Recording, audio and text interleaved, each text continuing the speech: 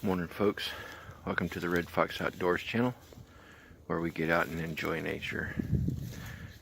This morning, I'm back out here at the LBJ grasslands again, and I'm out here camping with a couple of my family members, a couple of my cousins, and enjoying this brisk, very cold morning. And last night it was supposed to be pretty decent. Wasn't real bad. Probably low 30s, low 40s maybe. And then they said on the weather that it was going to be down around like 22, 23. Well, it ended up got down to 14 degrees last night, and yeah, it was cold. But yeah, got us a really nice camp out here. Where I'm camped at, we're down here kind of in a big hollow, and we got this big ridge around us, and as you can see, there's the camp there. We got two of us in hammocks, and then my other cousin is in a tent.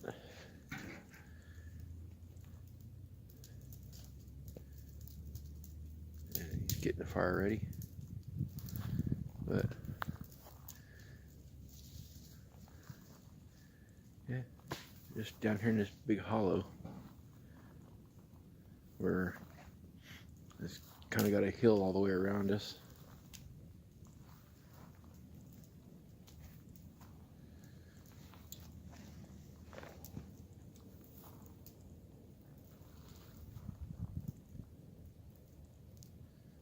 Pretty nice, not bad.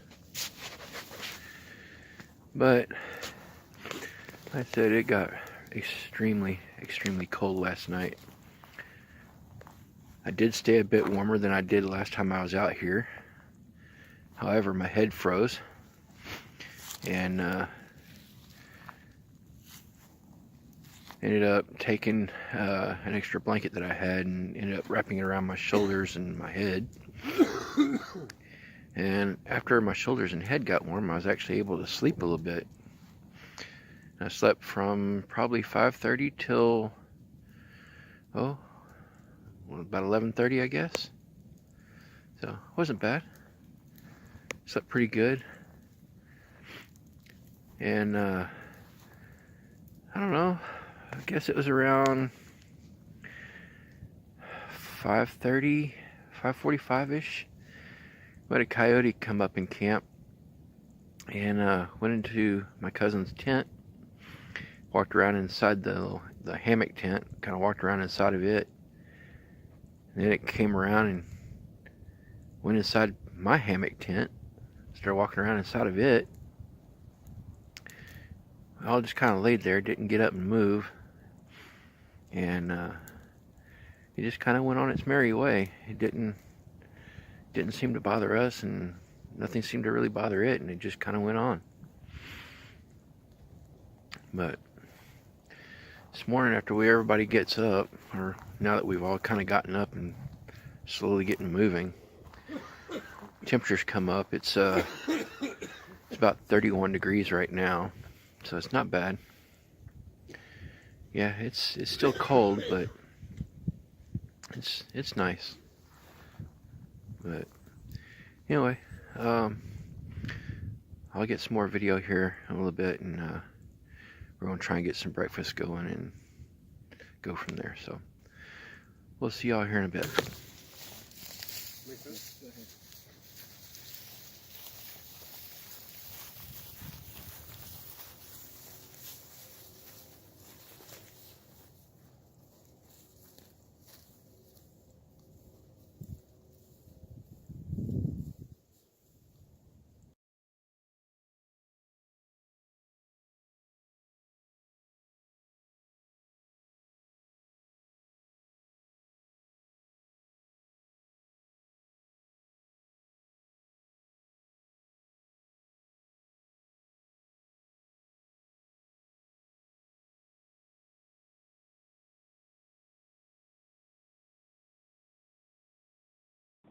lot of churches around our area have either been sold. Two of them I know that sold to a police, to a police station, or it became a police station. The church became a police station, and another one became a hunting, like, to have those, like, towers. Hey folks, it's getting kind of late out here, and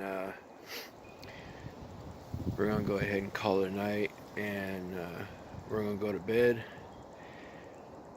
The other two have already gone to bed, so I'm gonna go ahead and crawl in my hammock over here and try and get some sleep, and then we'll try and catch you, I guess, in the morning. So anyway, we'll catch y'all here in a few. Alright, have a good night. Bye everybody. We'll catch you in the morning. Morning everybody.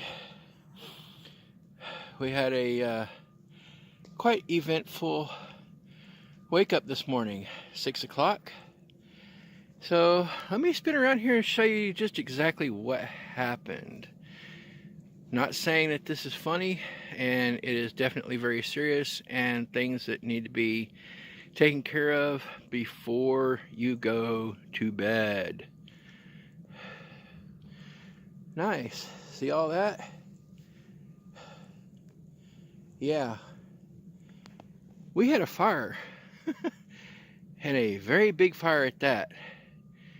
Apparently the fire, we put it out before we go to bed, but apparently it wasn't all the way out, and the fire traveled underneath the canister and got into the pine duff and was traveling under the pine duff and caught everything on fire. It crawled underneath the barrel and came out. So it wasn't anything that we did. Like, the fire for us was completely out. We doused it, made sure it was out before we went to bed with water and everything. But yeah, this is the results of not getting it completely out. Oh, it just lit the duff, man. It lit the duff. But anyway, we're in the middle of trying to get camp broke down and get out of here before we get yelled at by the fire department again. We're not supposed to have our vehicle parked up on the hill, and we're not even supposed to have it off the gravel road. So we got to get out of here pretty quick, guys. So I'll catch up with you later. Well, good evening, folks. We're back from our camping trip, and I just wanted to go over a few things in this video. So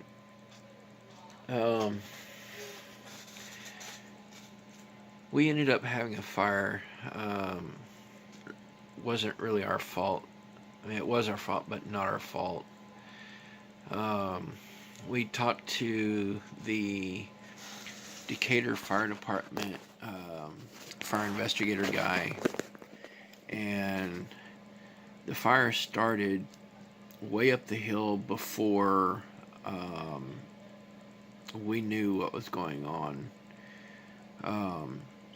The fire came out of the 55-gallon barrel from underneath. It had burned through the duff and traveled through the duff up the hill during the middle of the night while the fire was still burning. We didn't know it was burning underneath. And so when we put the fire out inside the pit, the little barrel that was there, apparently it was still burning in the duff outside underneath the ground. So like, it traveled underground underneath the duff and was up the hill, burning up the hill all night while we were asleep. At about 5:30 in the morning, I woke up, couldn't breathe. I was choking and coughing, couldn't breathe from all the smoke. I was burning up hot. I was sweating, and the only thing I think that really saved me was I had 2 wool blankets around my hammock, and the wool didn't burn.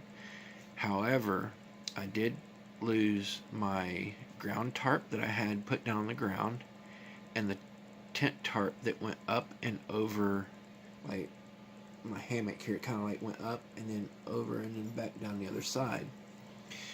So I lost the two tarps, which that's fine. They're replaceable.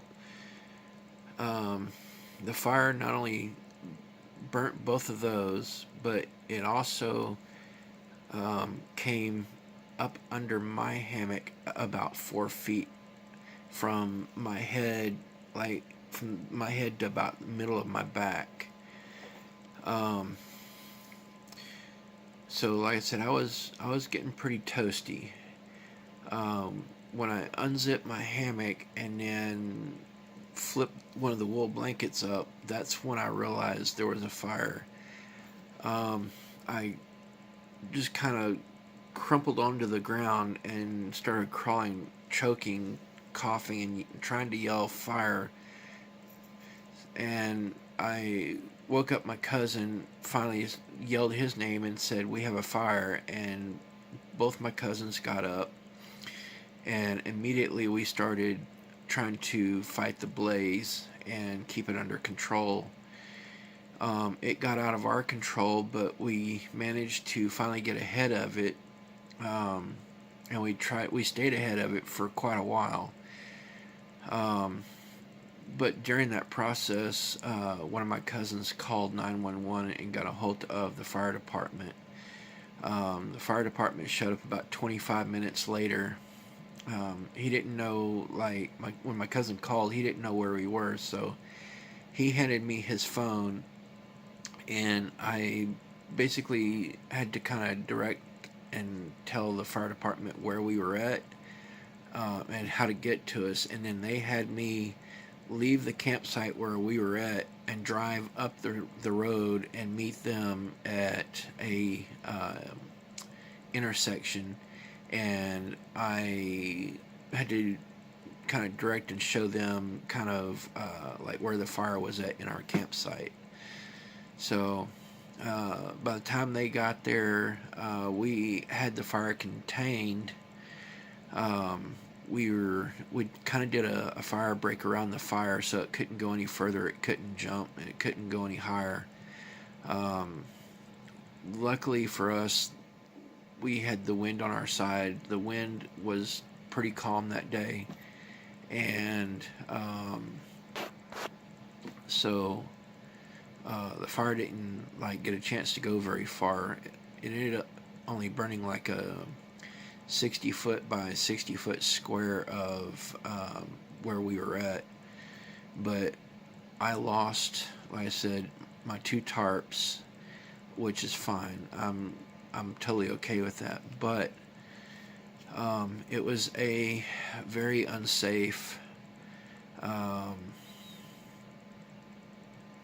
situation. And it's something that everyone needs to take into consideration. Make sure your fires are out before you go to bed. And I mean, make sure they are completely out. Dig around your fire pit. Make sure you're down to the dirt. Make sure you're still not inside the duff. Make sure you don't have any grass around you. Dig around and make sure that you are down to dirt around your fire pits. Do not, and I repeat, do not leave your fires going at night, because this video is representation of what happened, and it could have been a whole lot worse. I almost lost my life that day, and it's something that is very scary. I can look back on it now, and I'm glad I'm safe. I'm glad I still have my life. Thanks to my cousins and the fire department and all the brave men and women that showed up to help fight this thing. Without their help, this thing could have gone several hundred acres very quickly, and it could have put a lot of people in danger, all because of one mistake. And as a PSA, just make sure that all your fires are completely out before you go to bed. That's all I gotta say, and I just want to let you people know that yes, we are safe. We're back home. We're okay. Everything turned out for the better. Like I said, the fire department said it wasn't our fault. I mean, it was our fault, but not. He said it's just things like this happen where the fire will burn from underground and it will follow the duff and you won't see it. He said it's not our fault. It's just things like this will happen. So I was very grateful to hear that, but it was still our fault because we didn't get it completely put out. We should have watched for embers, anything that was loose, stuff like that. So anyway, guys, next time you're out camping, just be careful. That's all I wanted to say, and let you guys know we're safe. Y'all have a good night. Thanks for joining us. I'm Red Fox with Red Fox Outdoors. Get out and enjoy nature. Till next time. Bye, folks.